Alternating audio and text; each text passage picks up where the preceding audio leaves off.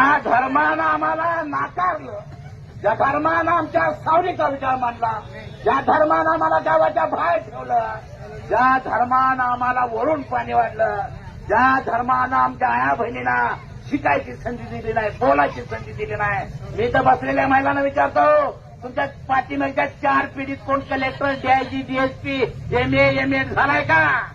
अरे गोपीच्या तुझ्या धर्मानं आम्हाला शिक्षणाची दारं बंद केली होती. ख्रिश्चन मिशनरी आला आणि मग आम्हाला शाळेची दरवाजा खुली झाली. आम्ही भारावून गेलो. सावलीचा विटाळ मानणारा तुझा हिंदू धर्म आम्हाला शाळेत प्रवेश देत नव्हता. त्यावेळेस ख्रिश्चन मिशनरी आला, आमच्या खांद्यावर हात घेऊन मला चल शाळेत. आम्ही भारावून गेलो.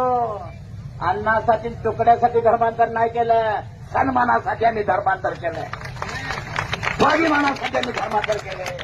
अरे गोपी, हे चर्चमध्ये तुझ्यावर सुद्धा आमचा पादरी आशीर्वाद मागतोय.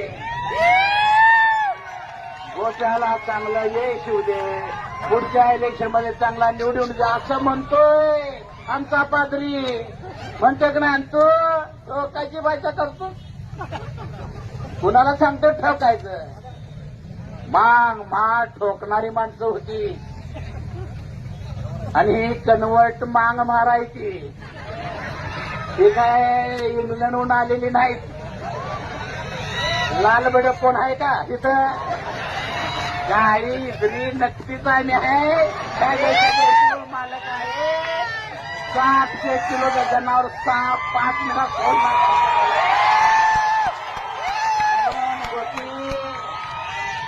आमचा नाद करू नका. मरणाची